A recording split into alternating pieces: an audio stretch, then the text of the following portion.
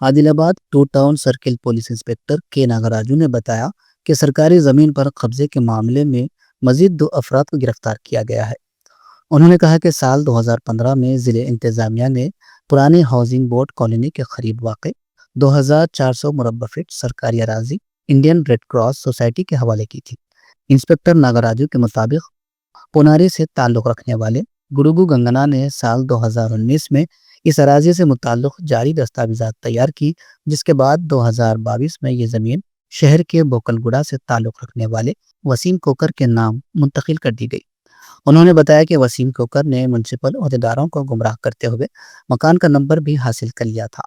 इस सिलसिले में रेवेन्यू हुक्काम की जानिब से 15 सितंबर को शिकायत दर्ज कराने के बाद मुकदमा दर्ज किया गया। उन्होंने मजीद बताया कि रिक्शा कॉलोनी के रिहायशी कस्तूरी श्रीनिवास, जिसने मरकजी मुलजिम की मदद की थी, उसको पहले ही गिरफ्तार किया जा चुका है। टू टाउन इंस्पेक्टर ने कहा कि चारशंबे के रोज दीगर अहम मुलजिमीन गुडुगु गंगा और वसीम को गिरफ्तार कर लिया गया है। उन्होंने सख्त इंतबाह देते हुए कहा कि सरकारी अराजी पर कब्जा करने या इसकी कोशिश करने वालों के खिलाफ सख्त कानूनी कार्रवाई की जाएगी। मुकदमा दर्ज करके इन्हें जेल भेजा जाएगा।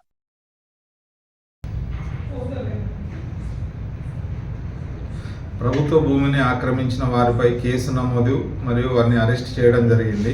2015లో రెడ్ క్రాస్ సొసైటీకి గౌరవ జిల్లా కలెక్టర్ ద్వారా ల్యాండ్ కేటాయించబడడం జరిగింది. ఇలాంటి ల్యాండ్ను 2019లో గడు గంగన్న అనే వ్యక్తి ఫోర్జరీ సంతకాలు క్రియేట్ చేసి వసీం కోకర్ అనే అతనికి అమ్మినట్టుగా డాక్యుమెంట్ క్రియేట్ చేయడం జరిగింది.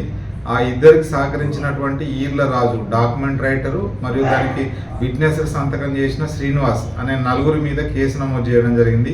శ్రీనివాస్ను ముందే అరెస్ట్ చేసినాం. ఈరోజు గడు గంగన్న, వసీం కోకర్ ఎవరైతే మెయిన్ ఈ ఫోర్జరీ సంతకాలు చేసి డాక్యుమెంట్స్ క్రియేట్ చేయడం జరిగిందో వారి మీద కేసు నమోదు చేసి వారిని ఈరోజు రిమాండ్కి పంపించడం జరిగింది.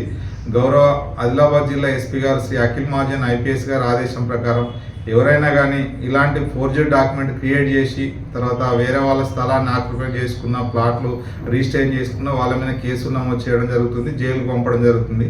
అదేవిధంగా గవర్నమెంట్ స్థలాన్ని కూడా ఆక్రమించినట్టుంటే మీరు పోలీస్ స్టేషన్లో కంప్లైంట్ ఇస్తే తప్పకుండా చర్యలు తీసుకోబడతాయి.